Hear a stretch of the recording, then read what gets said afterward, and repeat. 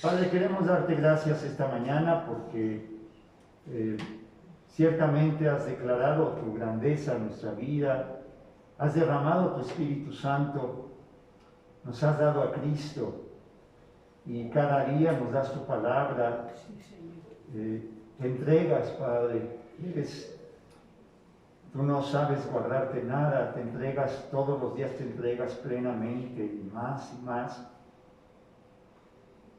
Nosotros a veces somos un poco más lentos, Padre, pero tú tienes paciencia, amor, con amor eterno nos has amado y con paciencia infinita nos guías y conquistas nuestro corazón.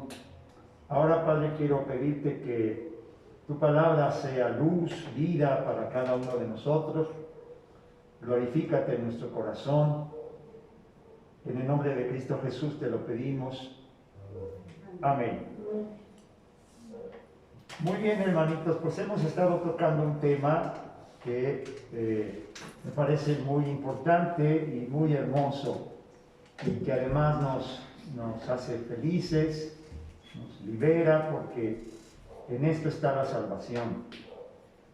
Recuerdan que la semana pasada leímos un versículo que está en Corintios, lo voy a repasar de manera rápida para explicar alguna cosa que me parece que nos va a traer luz y libertad y sobre todo salvación, es decir, vida, plenitud de vida, una vida más plena, un corazón más satisfecho, una mente más aquietada.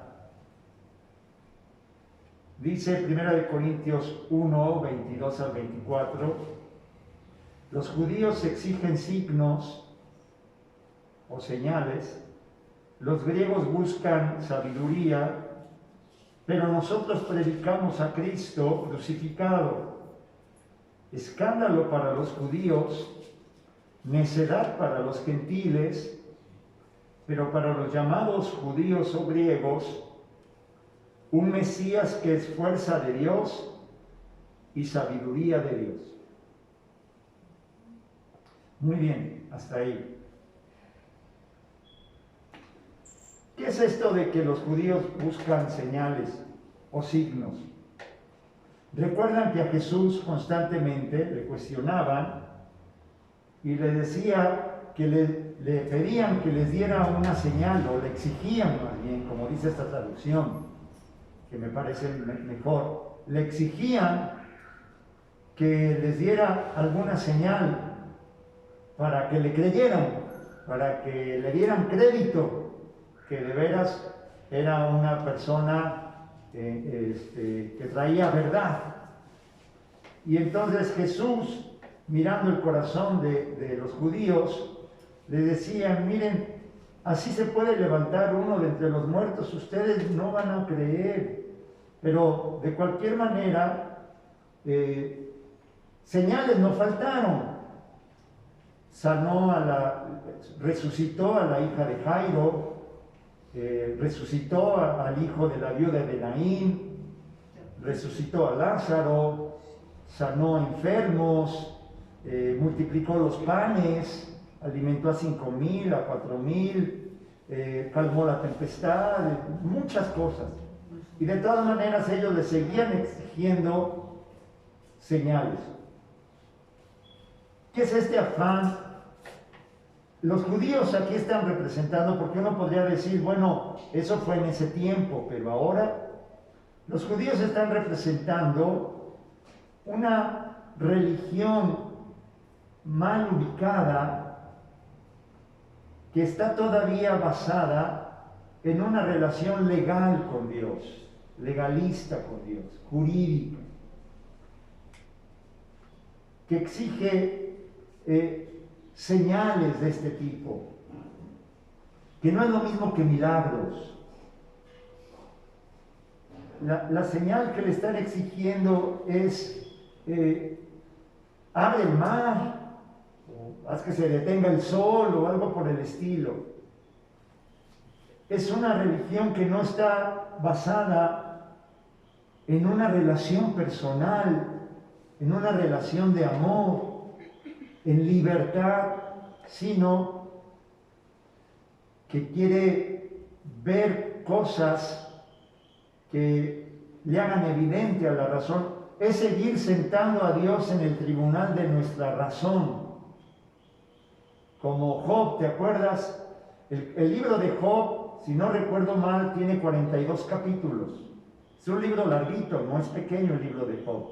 En páginas en nuestra Biblia, porque la Biblia tiene papel muy delgado, pero es un libro que se toma un ratito para leerlo. Es denso, tiene mucha enseñanza. Hablan y hablan mucho. Bueno, 40 capítulos. Job es el que habla, y habla y habla, y cuando no habla él, hablan sus tres amigos. Y entre Job y los tres amigos, entre los cuatro, le leen la cartilla al Señor. Le dicen cómo debe de ser, cómo debe portarse, cómo debe hacer las cosas, qué salvar. Y Job tiene momentos en que, como no entiende lo que está pasando en su corazón, llega a reclamar y llega a indignarse, llega a reclamarle a Dios: ¿por qué me diste vida? Mejor me hubiera yo muerto en el vientre de mi madre, no debí nacer para esto, mejor debí morirme antes de nacer, un abortivo. Y Dios escuchándole y escuchándole. Y los amigos le corregían a Job: Job, no digas así, porque Dios, que es un Dios celoso, porque Él está mirando quién le obedece, seguramente algo hiciste mal y por eso tienes este castigo y estas consecuencias. Bueno, 40 capítulos, los hombres están diciéndole a Dios cómo debe de ser. Ya luego en el capítulo 40, 41, 42, ya el Señor, con toda la paciencia, después de todos los discursos, le dice a Job: a ver, Job, ahora cíñete como varón, o sea, apriétate el cinturón, afírmate, como diciendo: a ver, ¿ya acabaste, mijo?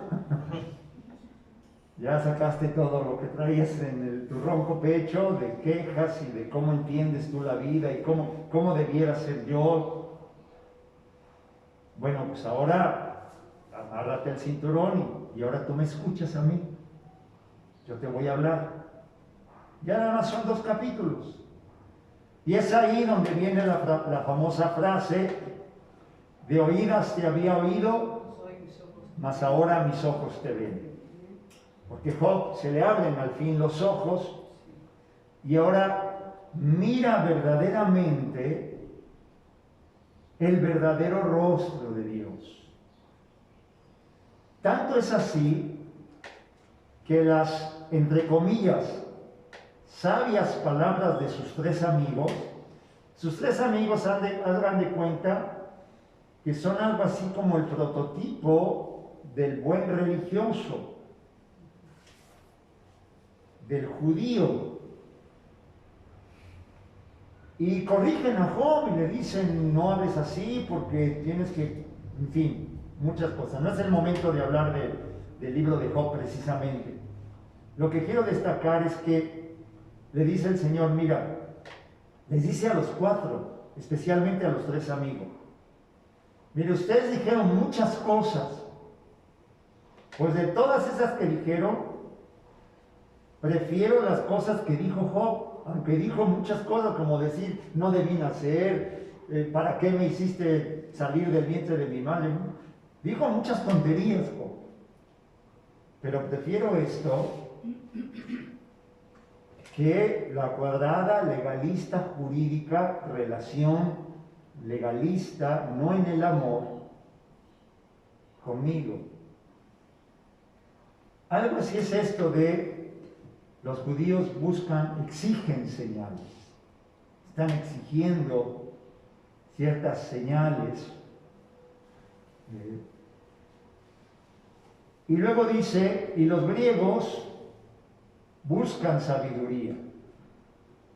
Los griegos de ese tiempo y hoy, los griegos están representando aquella religión que ya está basada, miren, aquí mucho ojo, por favor. Esto es sutil, pero trascendente.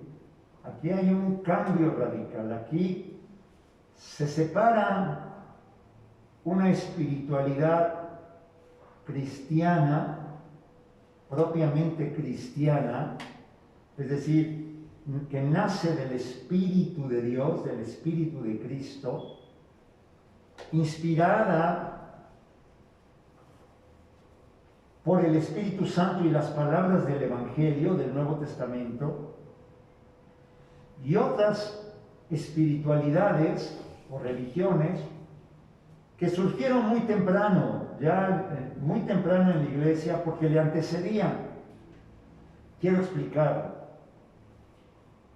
Cuando nace el cristianismo, después de la muerte y resurrección de Cristo, y empieza la vida de la iglesia, y los primeros apóstoles empiezan a predicar el Evangelio de Cristo, y se empieza a mover por toda la tierra conocida, por Corinto, por Éfeso, por Galacia, por Filipo, por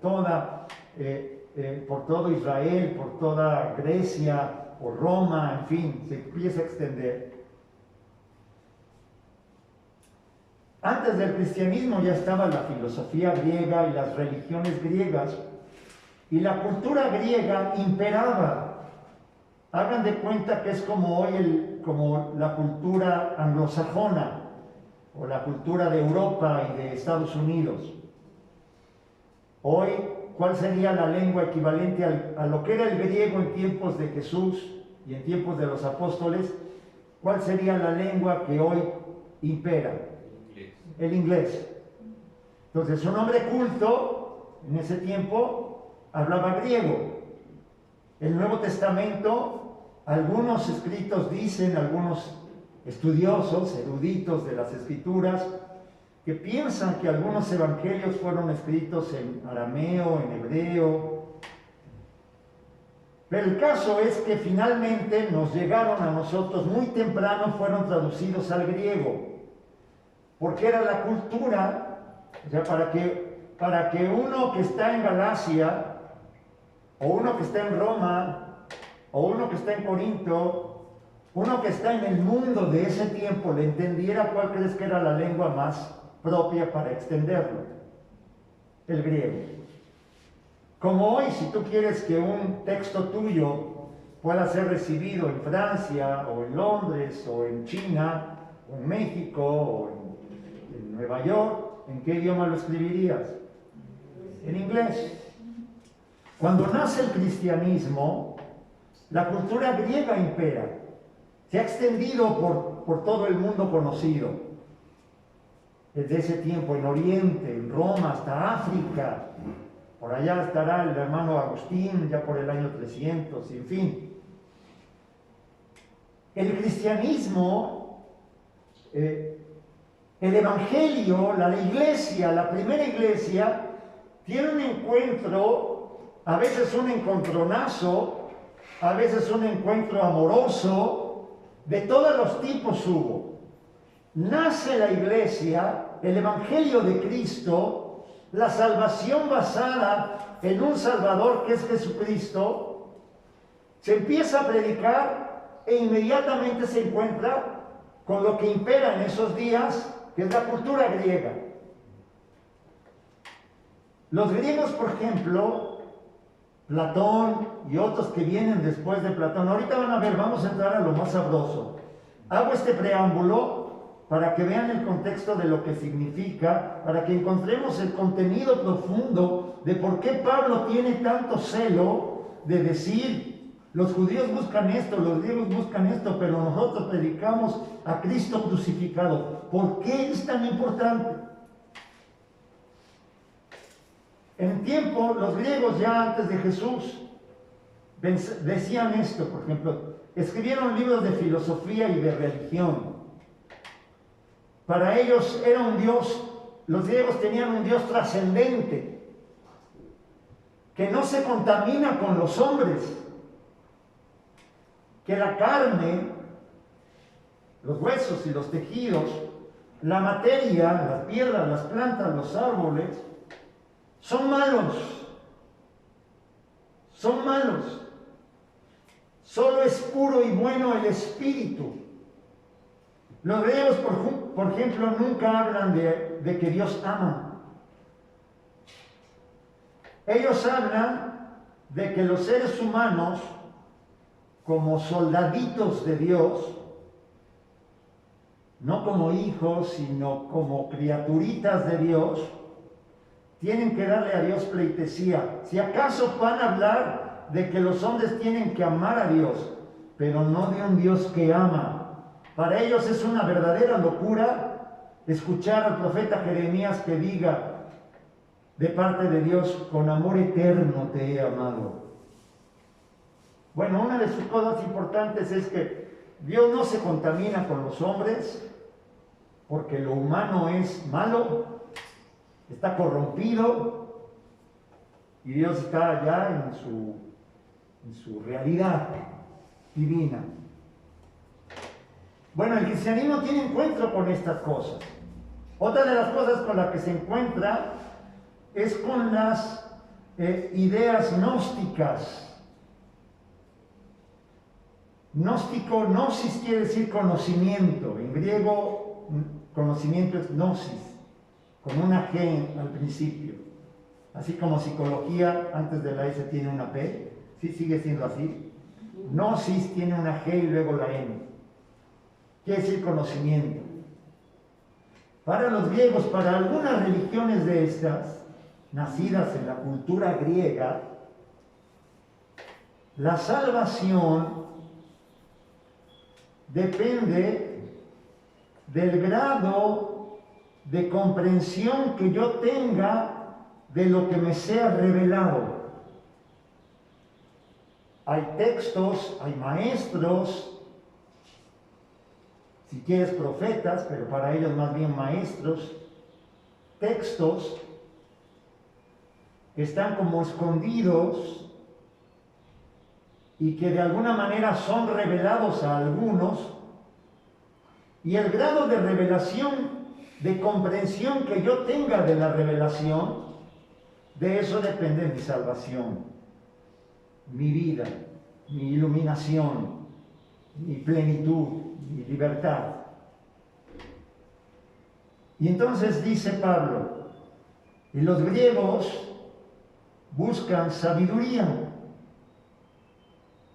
Por ejemplo, cuando Pablo llega a Atenas, llega al aerópago, al salón donde los mejores maestros exponían sus teorías. Ahí en Atenas, como los griegos son de mucho pensar y son muy listos y quieren saber las cosas ocultas y tener la revelación más fresca, se reunían en un lugar donde llegaban los maestros y exponían las teorías más novedosas. Ahí un día llega Pablo.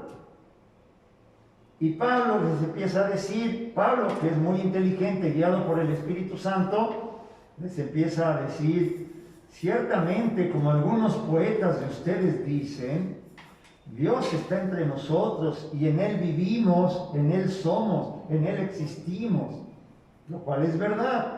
Nosotros estamos en Cristo, en el seno del Padre. Y Pablo sabe por dónde meterse, pero llega un momento en que les empieza a hablar de la resurrección. Y entonces, pobre Pablo, los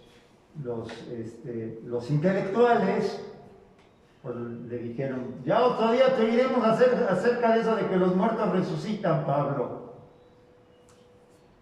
¿Qué significa los griegos buscan sabiduría?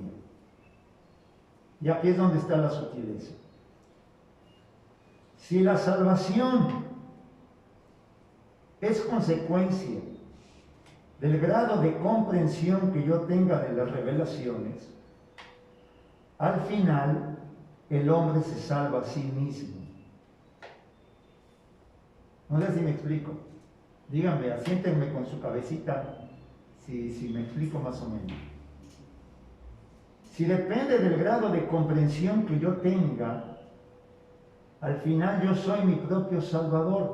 Y ese, creo yo, y creyeron muchos otros cristianos desde el principio de la iglesia y hasta hoy, que ese es el problema del gnosticismo, de una espiritualidad o religiosidad basada en la comprensión de las revelaciones,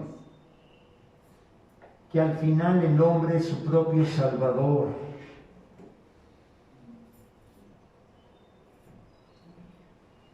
Porque depende de su propio grado de comprensión de las cosas. Unos exigen señales, otros sabiduría.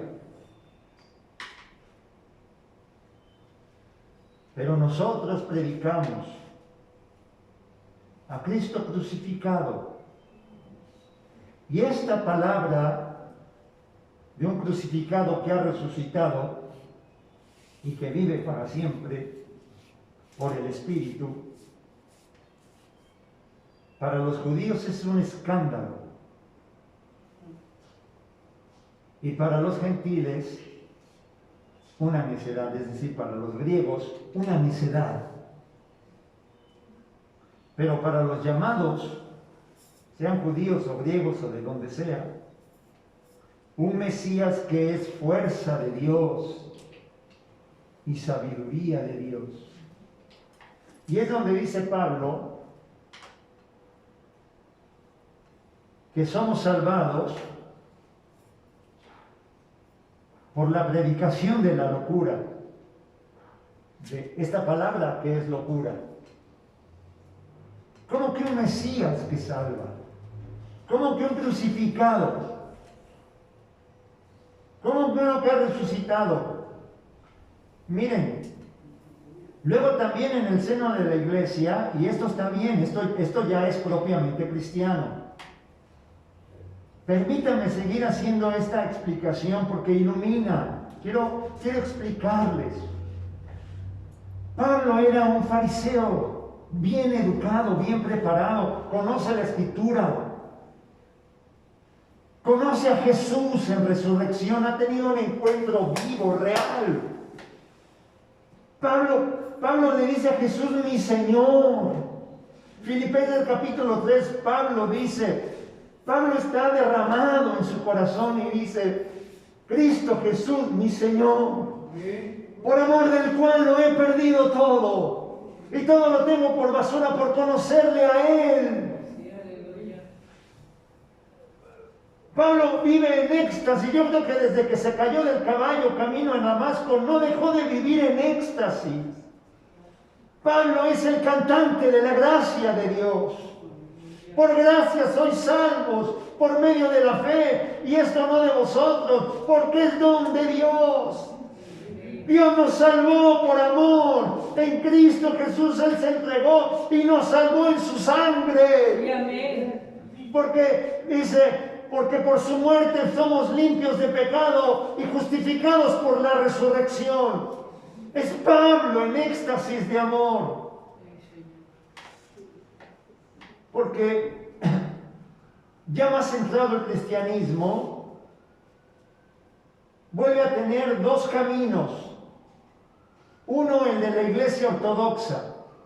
Nuestros hermanos ortodoxos, los rusos, los de ahí de Bosnia, Herzegovina, la antigua Yugoslavia, todos los ortodoxos, que son nuestros hermanos, son cristianos, eligieron el camino de una intimidad con Dios, de una relación personal con Dios a través, digamos, de la liturgia, de los misterios. La reunión para ellos es muy importante. Los hermanos ortodoxos cantan y se reúnen. Su reunión no es así como un rellenito. Allí en medio Dios está. Y en medio de las cosas que hacen, de los cantos, de los gestos, ellos es la manera en que contemplan a Dios. En Occidente, eso es en Oriente, en Occidente se desarrolló más un camino, una espiritualidad más basada en la contemplación. Y allí es donde encontramos a los místicos, Juan de la Cruz, Teresa de Jesús y otros muchos.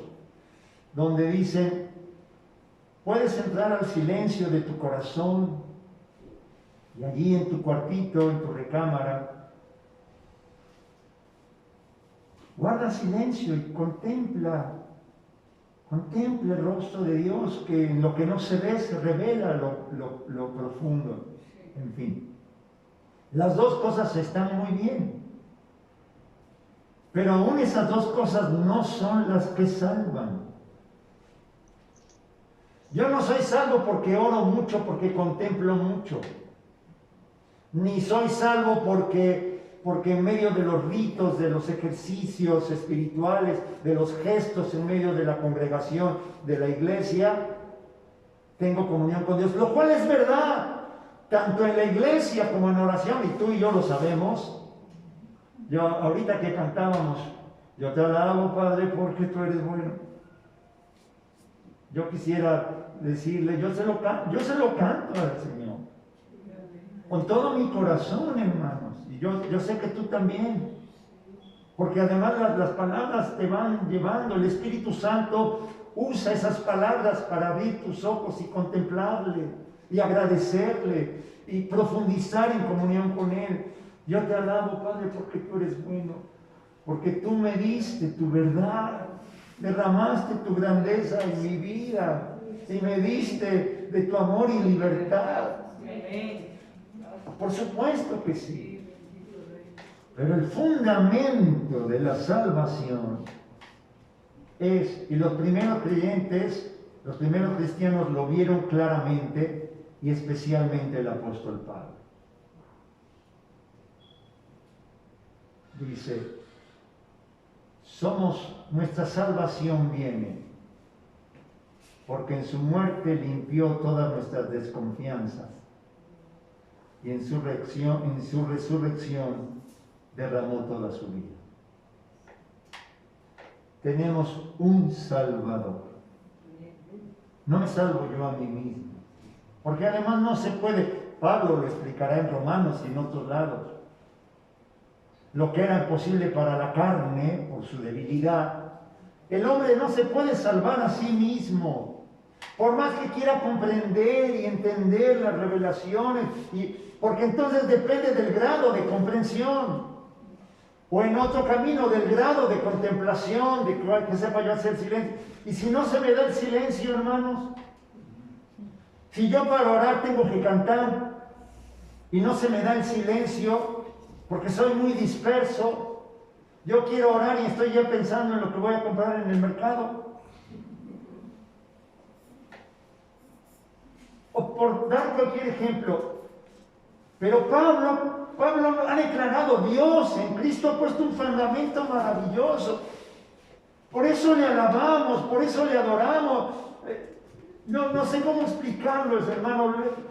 Sientan al apóstol Pablo, Cristo Jesús, mi Señor. No tienes idea cuántas veces me ha ayudado esta sola frase a iniciar una oración, un encuentro con el Señor, un encuentro especial, digamos, un tiempecito de estar a solas con Él. Cristo Jesús, mi Señor, por amor del cual Pablo, ¿qué comiste? ¿Qué te pasó? Tuvo un encuentro vivo y se dio cuenta, Cristo es el Salvador. Los judíos exigen señales, los griegos buscan sabiduría, revelaciones y todas estas cosas. Nosotros predicamos a Cristo crucificado. Escándalo para los judíos, necedad para los griegos, pero para nosotros, fuerza de Dios que salva. Porque es para todos. Para el doctor en teología y para el que no sepa leer, para el que terminó la universidad y para el que no terminó el tercero de primaria, para el que ora mucho y para el que no ora nada, para el que sabe cantar cánticos en la iglesia y para el que no canta nada, para todos. Porque el hombre no se salva a sí mismo, tiene un Salvador que es regalo del Padre.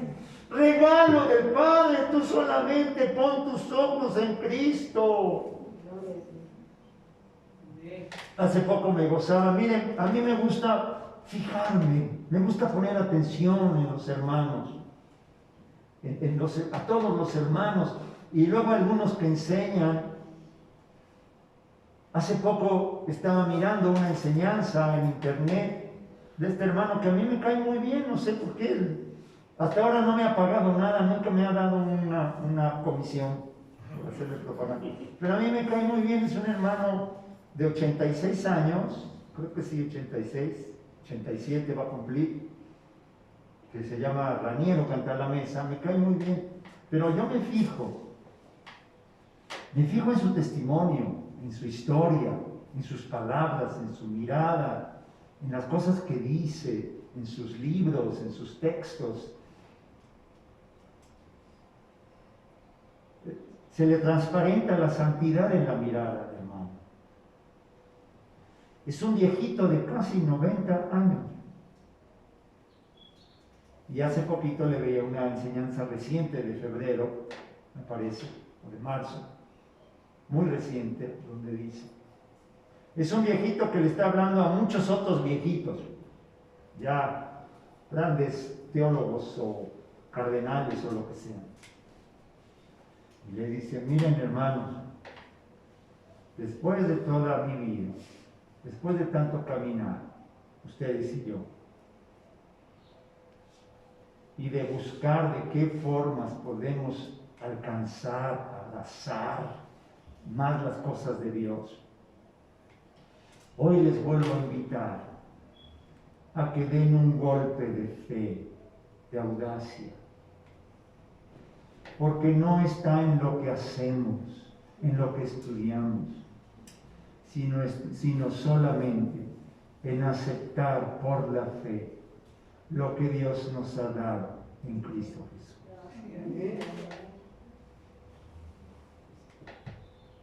Dices, bueno, algo ha de haber aprendido, ¿no?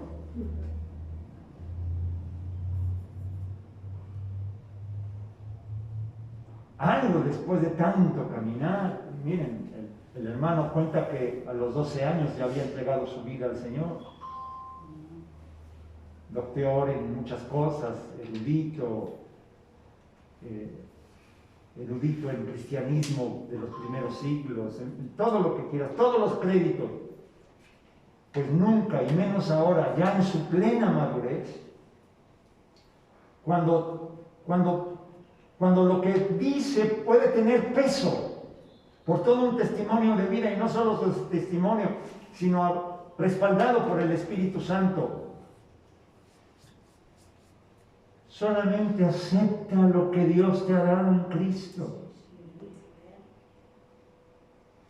Y a ver, para que lo practiquemos, ¿cuántos aquí en este momento sienten que su vida es plena, perfecta, y que son santos y tan buenos y tan limpios como un bebé que acaba de nacer? Levante su mano. Que no tienen defecto, que no tienen problema, que no tienen cosas por las cuales sentirse frustrados, culpabilizados. Levante su mano quien se sienta santo. Bien, anímense, hermanitos. Así. Pues faltan muchos. Ahora yo les invito a que todos los levanten. ¿Quiénes son santos? Plenamente santos. Anímate a que levántala. Sí, soy santo. Porque Él te regaló su santidad. Se recibe por fe. Por fe. Se acepta, se consiente en mi corazón. Y por eso dice aquí, fuerza de Dios. Cristo, que es fuerza de Dios y sabiduría de Dios. Y luego también lo va a decir, y Él es nuestra justificación, y nuestra sabiduría, y nuestra glorificación, y nuestra santidad. ¿Quién es mi santidad? Cristo. Cristo. ¿Quién es tu sabiduría? Cristo. Cristo. ¿Quién es tu justificación? Cristo. ¿Quién es tu Pascua? Cristo. ¿Quién es tu gloria? Cristo. Hace poquito me levantaba yo con esta idea más, no fue a la hora que salí a hacer un mandado. Ya ven que las esposas le piden a uno los mandados. Y entonces la mejor manera de hacer un mandado es ir pensando en cosas bonitas. Porque no sientes nada, las calles, nada, son un disfrute. Y entonces venía a mi corazón, la próxima vez, o sea, para ese día me vino al corazón y dije, les voy a decir a los hermanos, ¿por qué es tan bonito ir a la iglesia? Porque me voy a encontrar el gozo del Espíritu Santo, la alegría del Evangelio y la gloriosa libertad de los hijos de Dios. ¿Y eso cómo lo ganas? No lo ganas, no lo conquistas, no es tu grado de comprensión, tu nivel de contemplación, la profundidad que tengas en el silencio. No, es regalo de Dios en Cristo. Ese es el Mesías, ese es el Cristo, un Cristo crucificado que es locura para algunos, escándalo, pero fuerza de Dios y sabiduría de Dios. Entonces iba en la calle y decía, tú me estás regalando ahorita el gozo del Espíritu Santo, la alegría del Evangelio y la gloriosa libertad de los hijos de Dios.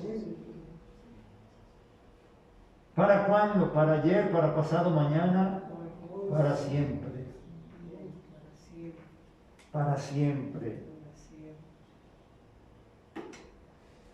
Ya me extendí. Vamos a dar gracias. Era la introducción. Pero me emociono y se me va. Tengo problemas con lo del tiempo. Necesito un reloj aquí enfrente de mí. Pero es que esto te libera, hermano. Y no es que renuncias a orar, ahora oras más. No es que renuncias a contemplar, ahora contemplas más. No es que renuncias a venir a la palabra de revelación, ahora vienes más. Pero porque sabes que el Padre te ha regalado todo en Cristo. Cristo Jesús, mi Señor, por amor del cual, con esas frases de Pablo me conformo. Cristo Jesús.